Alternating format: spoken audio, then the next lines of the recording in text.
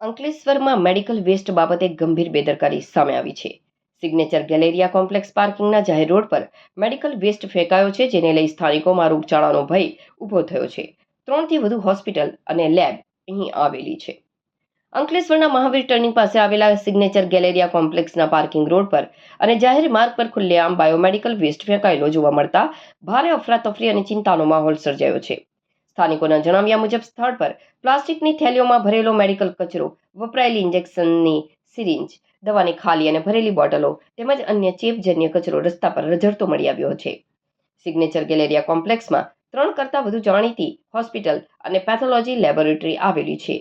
આવી સ્થિતિમાં આ જોખમી બાયોમેડિકલ વેસ્ટનું મિસમેનેજમેન્ટ કોના દ્વારા કરવામાં આવ્યું છે અને જાહેર રોડ પર કચરો કોણે ફેંક્યો છે તે હાલ ભારે તપાસનો વિષય બન્યો છે. જાહેર માર્ગ પર ફેંકાયેલો આ પ્રકારનો જોખમી મેડિકલ કચરો માનવ આરોગ્ય અને પર્યાવરણ માટે ખુલ્લો પડકાર છે. ખુલ્લામાં પડેલી સિરિંજ અને કચરાથી ચેપજન્ય અને ગંભીર રોગો ફેલાવાનો ભય રહે છે.